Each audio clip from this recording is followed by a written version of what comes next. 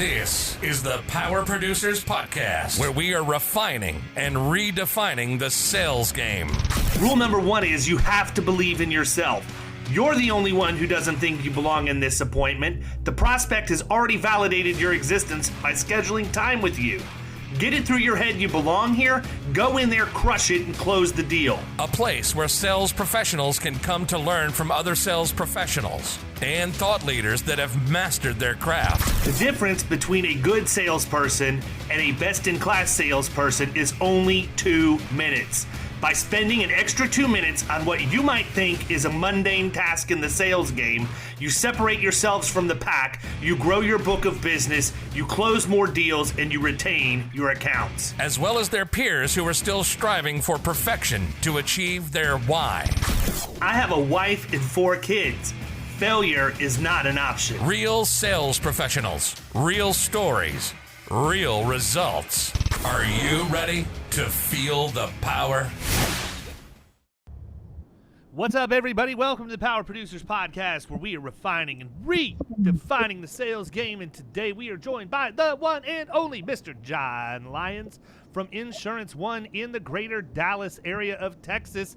He is a finalist on season 2 of the Protege, and I don't know about anybody else, but he told me before we started recording he's going to wipe up the floor with everybody. So I don't know what that means, but we're going to figure it out through the course of this conversation.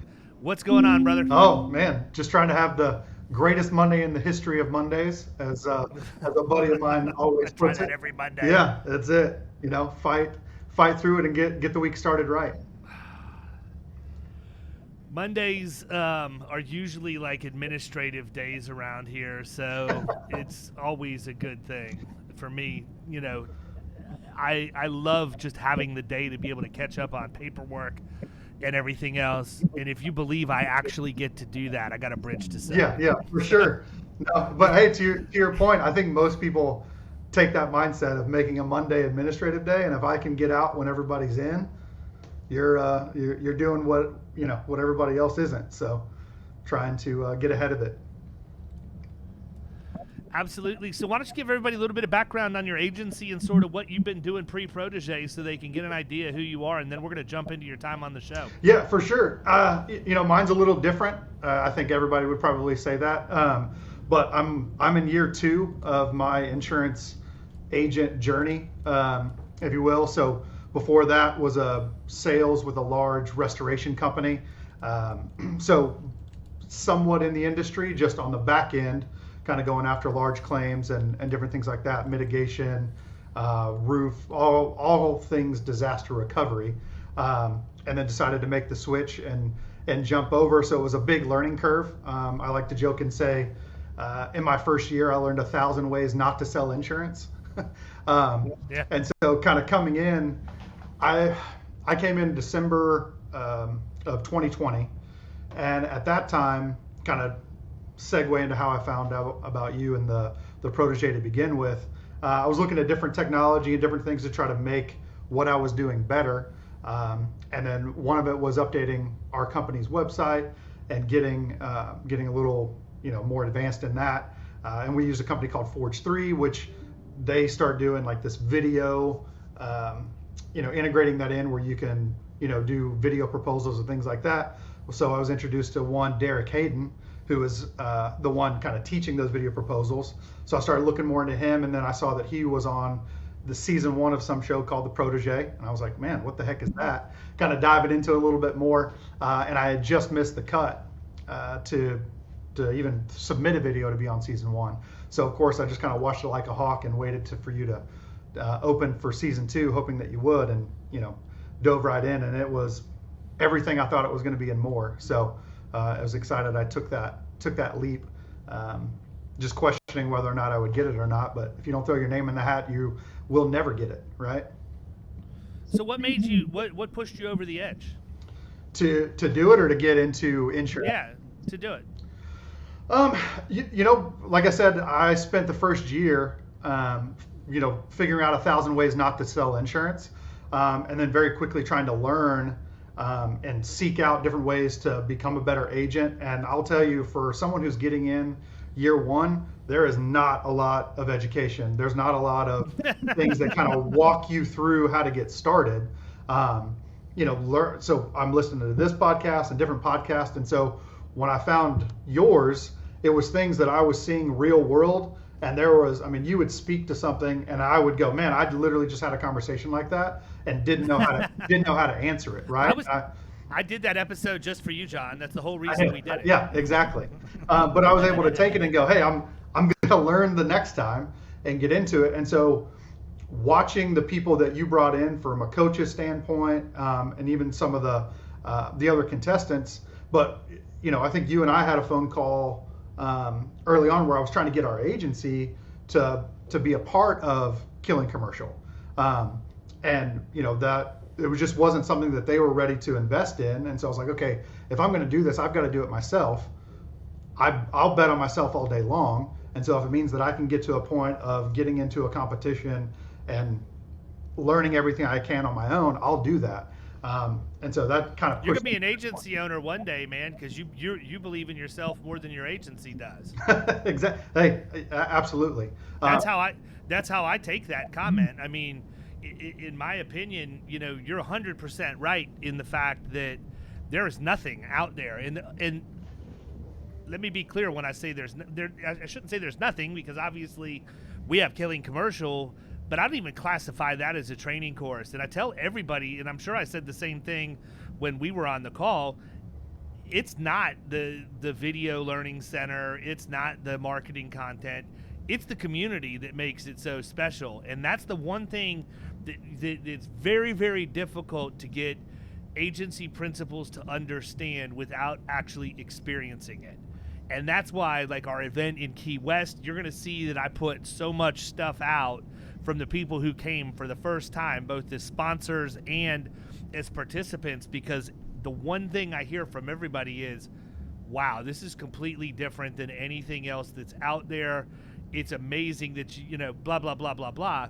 At the end of the day, there's a ton of sales crap out there. There's a ton of people who are putting commercial training programs together that have never sold a policy or were unsuccessful as producers, so they've left to go do that. And I think the one thing that makes the Protege unique, it makes Killing Commercial unique, is the fact that the people that you're learning from, that are sharing the real world tips and tricks, are actually in the game, and they're successful in the game. So there's that.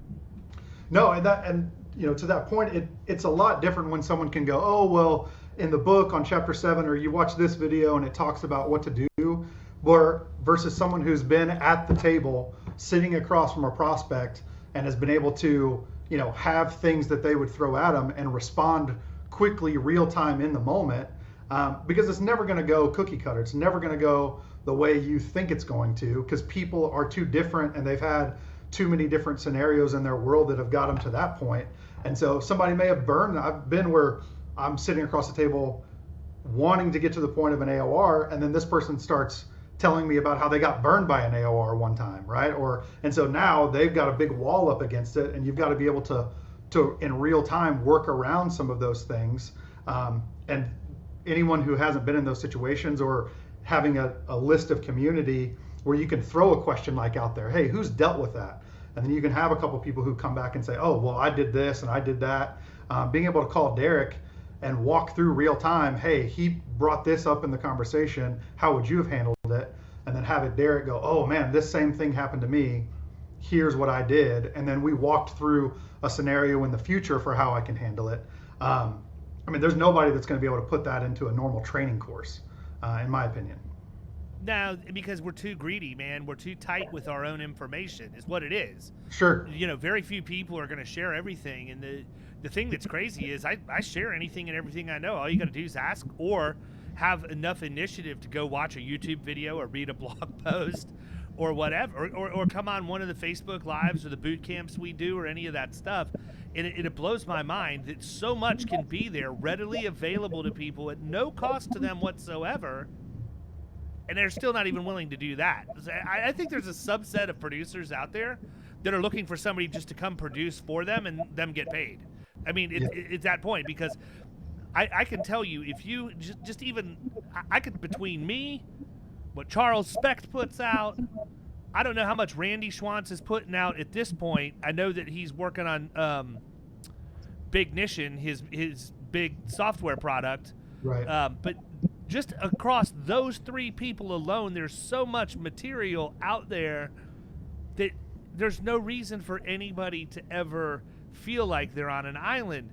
The problem is you have to initiate that. You have to go look for it. You have to search for it. Your agency principal's not going to do it for you. You know, your spouse may do it for you if you're not able to buy groceries, right? But nobody's going to do that for you. You have to be responsible and take initiative.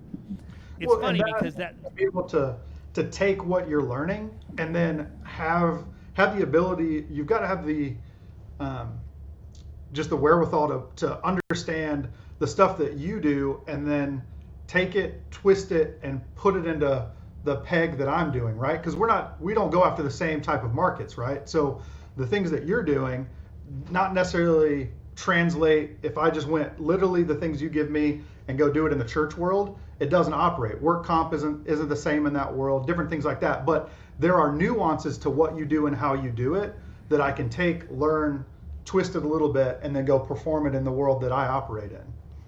The psychology of human beings is the same no matter what.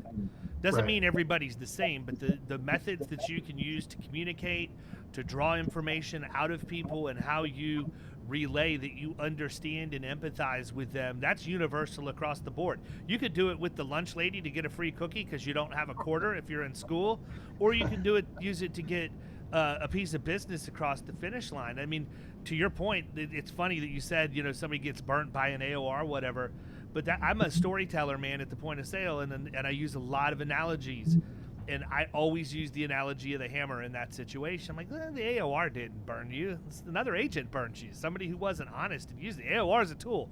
I mean, let's face it, a hammer is the same way. You can use it to build a house, or you can use it to commit murder. Is it the hammer's fault and how it's used? Probably not.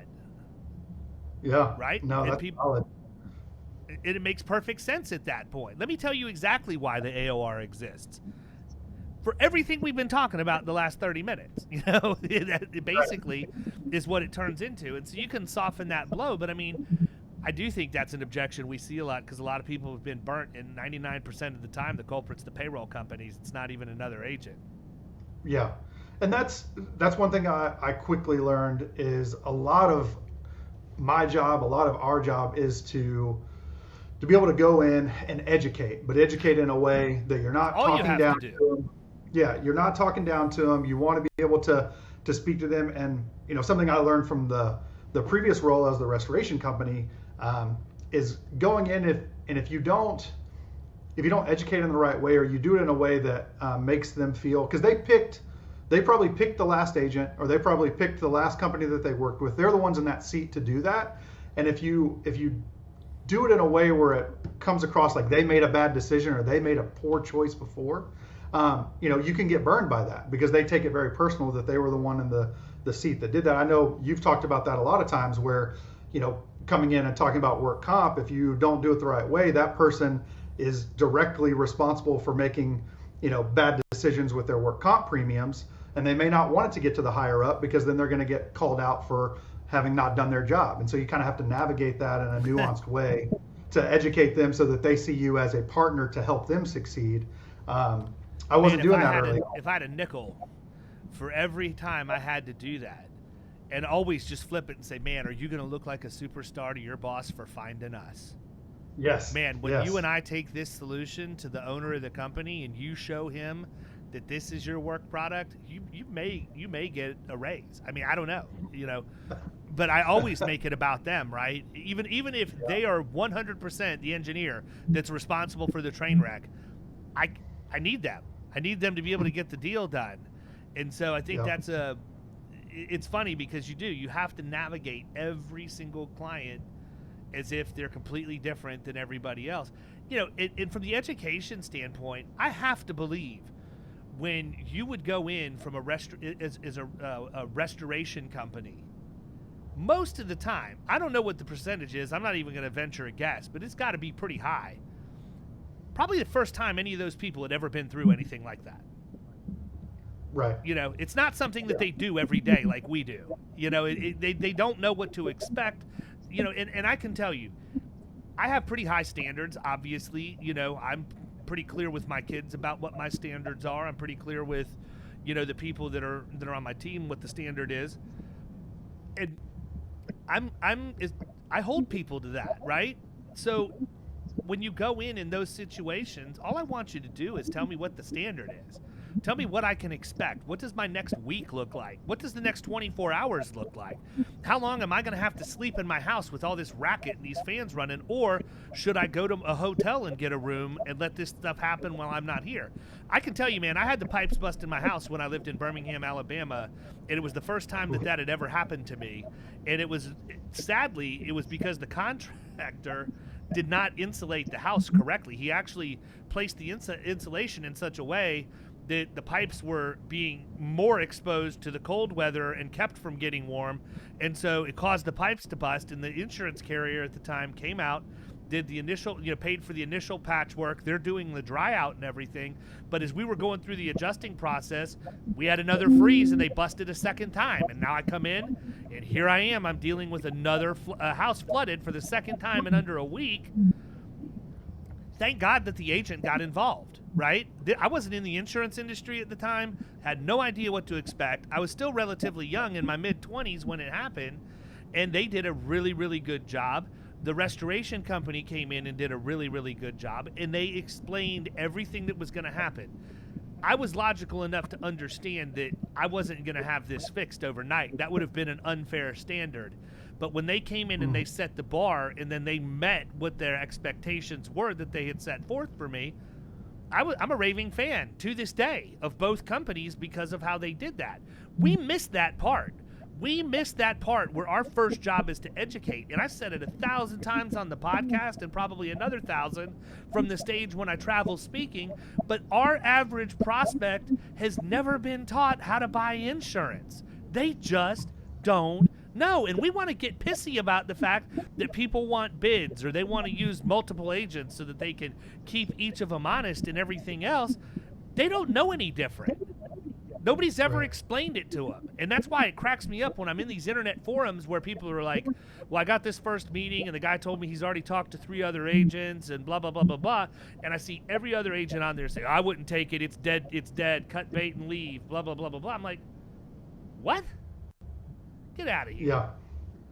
Yeah, I'll tell you, you know, I think everything that we do and everything we're a part of in life kind of mimics each other and will always teach us things that, you know, we may not have thought. And for me, like, I know you can probably speak to this, but being a parent has taught me so much more about life, just kind of nuances and different things. But one of them has been that I used to think that my parents had it all figured out, right? That they always knew everything. And like being a parent, I've got a 3.5 and a 1.5-year-old. And there are so many times that I hit this realization that they were just winging it, right? And just figuring it out as they were going along, as they were going through it. But they have to keep that face on, like they know what's going on, like they're on top of it, because, right, they don't want their kids to see that and figure that out. There are so many times when I see that look in, you know, a prospect's face where they have to put on like they know what's going on, right? Like it's their business, they've got everything handled, everything going on, and I know I see that look like, okay, they're faking it at this point, and that's okay. I don't want it to look like I know everything's kind of falling apart. But being able to educate them and do that in a way that they can just agree with it, like they already knew, but I know that I'm speaking into their world and I'm giving them, you know, nuggets on, like you said, how to set them up for success and to be better. Or even sometimes we have to do that. But that there's so many times that people want to look like they've got everything together and they're doing it. Their business is wonderful. And I'm sure you've seen it a ton of times. I've heard you talk about it. And then you've got to go in and again, have that nuanced attack to be able to speak to it, educate them, and then get them to see why you're a partner or a better partner than, you know, who they're currently using. I tell people all the time, my primary job is to create an awesome experience for anybody that I interact with. Doesn't matter if it's Killing Commercial, doesn't matter if it's Florida Risk, it doesn't matter if it's a neighbor across the street that needed some help, in their yard or whatever, and we go over and I take the kids and we help get their yard cleaned up if it's an elderly couple like we did in our neighborhood. I know I'm going to butcher this quote, and so I'm not even going to try and attribute it to anybody, but there's a quote out there that says something along the lines of, people will forget what you said, but they'll always remember, or they'll never forget how you made them feel, right? And so if I can make people feel good and make them feel like they're the most important thing in my world at that time, and every time I interact with them, I'm never going to be at a loss for new business. I'm never going to have a problem with retention because I'm focusing on the right stuff. Too many times we get caught up in the sale of the product. If you give somebody an unbelievable experience every time they interact with you, you don't even have to ask for the order. They're going to ask you how they hire you. And that's the best feeling in the world, is when you go in and you present your case and you just put your arm around that person figuratively and say, hey, I get it, man. I've been there before. I've seen a lot of other people in your case. The good news is we can fix this and it's going to get better. And then say, how? What's the next step? That's after 30, 45 minutes of educating them on what the real problems are. It's never the premium, man. I mean, it is to them, but it's never the premium. There's something causing that, and it rarely gets fixed when an insurance salesperson goes in to sell them a product. But if you take the time to ask the questions and you uncover the root cause, you're always going to be a much more powerful advocate, and mainly because you can now articulate with great accuracy exactly what's going on in that company to an underwriter, and you don't hide behind that. Right.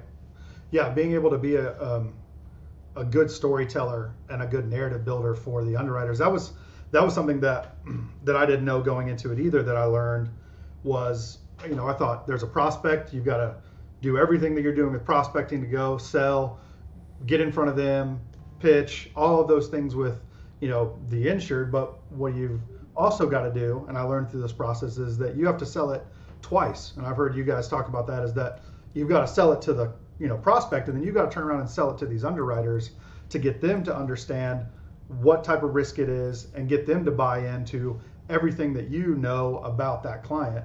And that was something I didn't do in the first year. I didn't even think about it. It was just so much of trying to get quotes that I'm just pushing for them to throw numbers back at me, instead of understanding, man, I didn't even take the time to sell this to that underwriter. Of course he doesn't care to come back with a quote on time, or to even try to be competitive with this, because he has really nothing to, doesn't understand anything about it other than the accords that I sent him.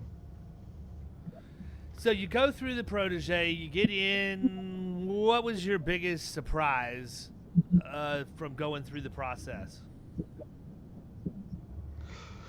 Biggest surprise, man, that's a good question. I think going in is understanding how much I had in theory of what I wanted to do, and then actually taking the time. I mean, each of those challenges, 2 weeks seems like it's not a lot of time to come up with what we needed to and get it in. They got a week. They got a week last season. That's why you guys got 2 this time. And these were more watered down, honestly. Yeah, and some of that, even to my point, is I watched and I knew, possibly what some of these challenges were going to be. So I had, in theory, already kind of had it in my head, but then to find out how to put it down on paper and then articulate it in a way that seemed compelling, or that you understood what I was doing, because I thought I'd have a little bit more time, but then you got on and were like, hey, I need these to be 3 minutes. And then trying to articulate a conference strategy in 3 minutes, or trying to say, the cold call was probably the easiest one, because it needed to be, 45 seconds to a minute anyway, or the little elevator pitch. But everything else, trying to do it in a way that fit that time. I would have to record those a couple times, watch the time and go, man, I'm at 7 minutes. He's not going to watch all 7 minutes. I got to cut it down. So, becoming an expert in basically creating a movie trailer. I would have relished in a bunch of 7-minute submissions.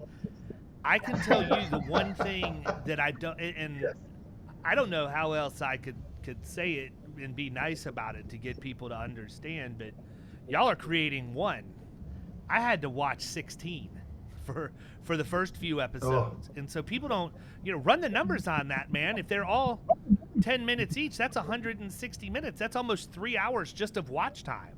And guess what? I watched them all twice because I made notes. I watched them the first time, then I went back the second time and made notes, so I gave the appropriate feedback. And I mean, I joked with a couple of guys, but I mean, there were several times where I got submissions that were 30 minutes long. And it's like, you got to be kidding me, man. This is like a documentary, for crying out loud, or a Netflix special. I can't watch this whole thing. Yeah, because we're definitely not as entertaining as some of those people, and you've got to watch that 16 times would be pretty grueling. Dude, it's to grueling. Do it each week. It's grueling at so 5, but and you put that many out, and guess what? I take the blame for it. I'm the one who put 16 people in, right? So I'm not complaining, but it is tough, man. But guess what? That's the part of the point of making you guys pare that stuff down is you're not going to get 30 minutes all the time when you have to articulate something to a prospect, right? It's just not going to happen. Your boss isn't going to sit and listen to you talk for 30 minutes about why they need to invest in a trade show. You might get 5 or 10 to talk to the agency principal about that. And so, that's always the hardest thing for everybody to do, is to take their awesome ideas, which we had tons of them, man, tons of them, and then pare it down. And I mean, it's brutal. It's absolutely brutal. So I can tell you that I'm going to adjust again. If I choose that I'm going to do season 3, it will be completely different in terms of how the challenges are laid out and the length of time in between and all of that. So. Yeah, but when I say it's the biggest surprise, I will say it forced me to, 1,000, people have 1,000 ideas. I get 1,000 ideas all the time on should I do that, or, should I try that, or man, that would be really cool. And then executing it, right? That's where everyone falls apart all the time, is the moving from the idea phase to the execution phase. And if anything, the Protege forces you to execute. You've got to move it from the idea phase to the execution phase, and then start seeing it if it works in the real world. I think the other thing is, for people that don't really have their head wrapped around it, and this also goes for contestants that are thinking about applying for season 3. This isn't like some fun game that you're just hanging out hoping to win a prize. A, the prize is worth a lot of money. B, this is literally the rest of your career, man. Like, you're creating something that you can use in the real world. And that was the one thing that I want everybody to always understand is, screw the fact you can get into Killing Commercial. If you follow this advice and you go through these challenges and you put 100% of your effort into them, you're going to end up writing more business than you thought you'd ever write, because you build a mousetrap that actually works, and you got advice from some of the best minds in the industry with some of these coaches that we have. And that's the thing, to me, that's what always drove me nuts. When somebody would send me an assignment, when they would turn it in and I would review it and I'd be like, this looks like it was half their effort. That told me they were only putting half the effort into their job as a producer to begin with. And that's how I look at it. Right. And you know what? Even though we had 16 people in the Protege, the numbers still work the same way. The whole reason I got in the insurance industry is because I was told it was full of average people. Period. Average people. C players. They do enough to get by. They make a good living doing it, but they're never going to do any more, never going to do any less. They're just average. And if you think you're an A player, you're going to dominate every single time. I'd love to believe that everybody in the Protege is an A player, but submissions told me otherwise. Yeah, that kind of gave you the the truth of whether or not they really wanted to be in it, or whether or not even myself, because it got grueling after challenge 8, challenge 7, challenge 8. of 2 weeks of just, I think you even went through a holiday that was in there. Yeah, we went through of just Easter, being able right? to get those. Went through spring break. Went through Easter, yeah. So traveling. Well, and that was Yeah. the biggest problem for So me. And whether you or know not this you were- because you and I got to spend a few minutes together when I was in Texas, but you know, it had to hit on the schedule. If it didn't hit on the schedule and it got into when I was traveling, we were off the rails. And we did. We ended up going off the rails. Yep. And it's been over a month for the last 2 episodes to get out. Thankfully, the final episode of the challenge round has been published. But that's, again, and I'm a softie in some regards, and I probably need to not be as much. You know, when we have a deadline, we have a flipping deadline, man. Now, you had an issue with a glitch, right, where you were recording in a file format that wasn't recognized by my stuff when I tried to read it. I get that, right? You fixed it, and I told you, don't sweat it, just when you have a second. Then I found out I could just go online, and there's a converter for it, and the next time that it happened from somebody else, I just converted it myself. But, you know, that's not what I'm talking about. I'm talking about people who knew the challenge for 2 weeks and made no effort at all to get anything in or communicate with me. And here I am, like, having to chase a bunch of grown adults for their work product. If that was a proposal to a prospect, you just lost the deal. You just lost, yeah, absolutely. And the thing that, you know, with some of those and kind of hearing, you know, in the community as we were talking, the thing I kept going back to and I kept even saying is like, guys, to our team, like, hey, remember, you signed up for this. You wanted this. So like, as much as it's maybe grueling, you threw your name in the hat and said you wanted to go win this thing. So if you're trying to do that, then there's nothing to complain about. Like, do the work. You've got 2 weeks. It's making you better anyway. I mean, for everyone who didn't make it to the final 6, they have nothing. Yes, it may be better for them, you know, if they were, that's what they were trying to do. But they have a game plan to right now go out and execute, to go dominate in their space if they want to, regardless of making it to production or not. They have everything they need to go. Well, they go got out and more do than that, because what you guys don't know, and it'll be announced when by the time these episodes air, is that I had a heck of a time, man. The reason there's 8 is I just couldn't get to 6. There were 4 people that were so closely aligned that I was just like, screw it. We'll just have 8 instead of 6. This is I'll hit the easy button on this one. But for the 4 people that I didn't have come through, I actually gave them, I don't remember if it was 6 months or a year. It doesn't really matter. Even if it was only 6 months, it'll turn into a multi-year deal. But I just told them, look, every other week, 30 minutes to an hour, I'll give you one-on-one coaching. I appreciate you coming in and trying in the show, and I'll give you the time so that you can, you know, bounce ideas off of me or whatever else. So they certainly did not leave as losers by any stretch of the imagination. You're 100% right. They have something they can continue to use, and I think that the people that are ultimately going to win and be the most successful took that piece seriously from the very beginning and realized, okay, because I'm gonna tell you what, man, Brian McCall is an absolute certifiable nutcase. That guy, you know, and he comes up on everybody's call, right? Yeah. But he's also a really smart guy, and his challenges, like, I'm never going to get past risksucks.com. I'm just not. Like, I would never brand something that way. It's just not who I am. But that's him, man, and he owns it. He's going to embrace it. He's going to run with it, and he checks all the boxes. I mean, from an entertaining standpoint, absolutely. Maybe too entertaining sometimes. But, you know, he gets it, and I think that he's going to have a really successful career. Your work product, personally, got exceptionally better by the end.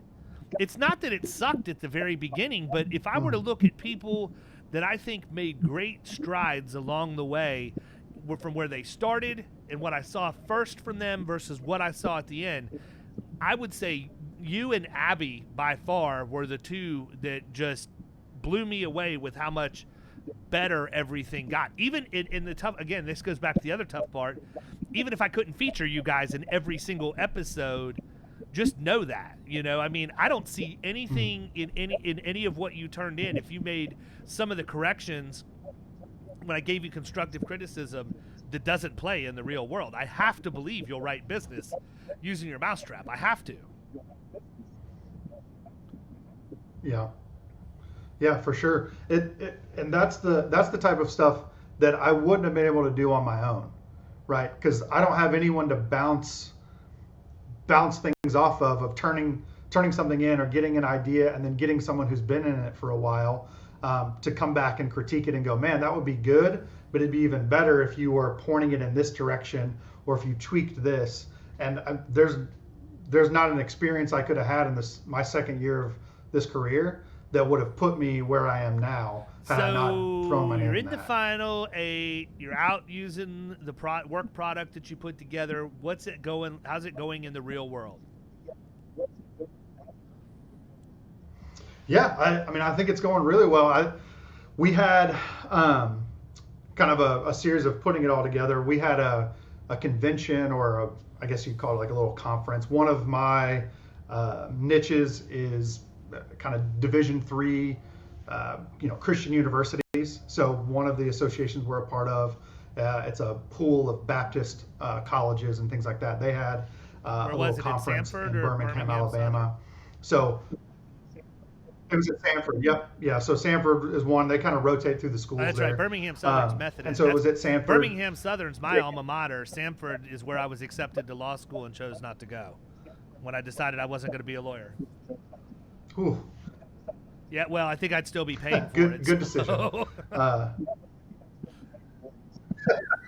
For sure. Yeah. And Sanford's not a cheap school by any means.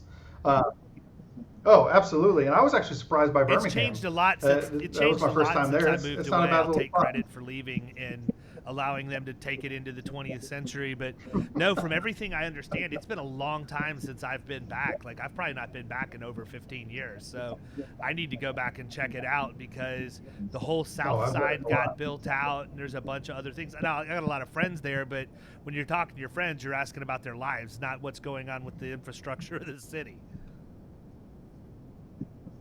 Right up the city, yeah, for sure. But taking that plan that I had of, okay, I know I've got a certain amount of, university presidents who are going to be here. So going through, I sent built out invites. I was hitting them up ahead of time, planned a dinner the night before, kind of an opening dinner, and just invited all of them, but got just a smaller, intimate few to come to a dinner. Which gave me a little bit better one-on-one time with some of those guys, and then spending the 2 days while we were there, kind of using my idea of creating a video of the event and of Birmingham. So I went around and just kind of took some B-roll shots.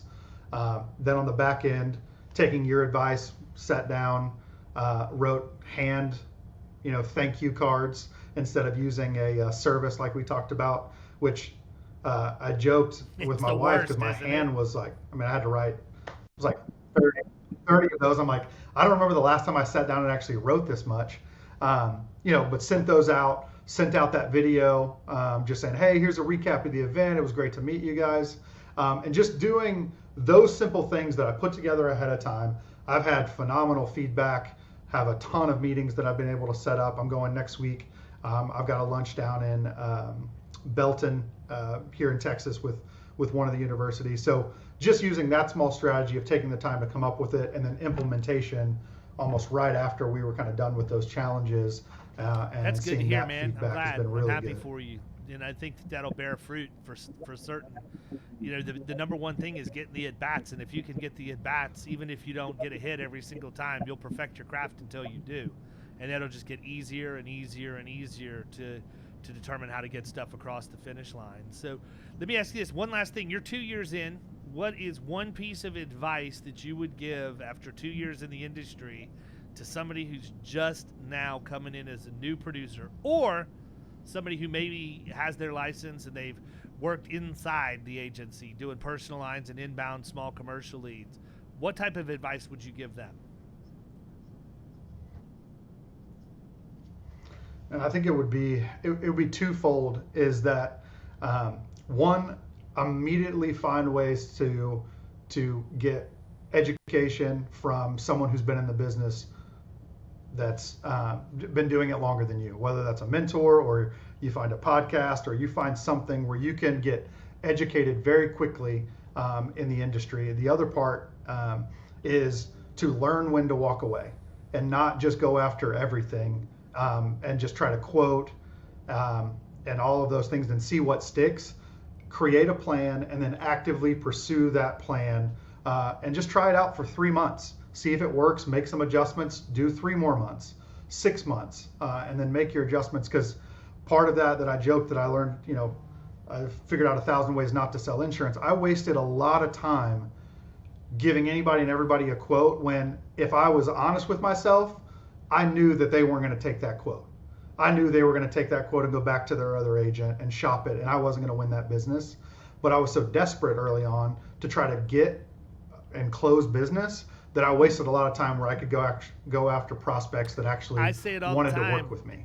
I think younger agents, and honestly just people that are caught in the hamster wheel to begin with, confuse activity with productivity. They feel like, oh, I'm going to write, I'm doing all these quotes, it's going to turn into dollars, when if you're quoting crap you're never going to be able to write anyhow. All you're doing is practicing. That's it, right?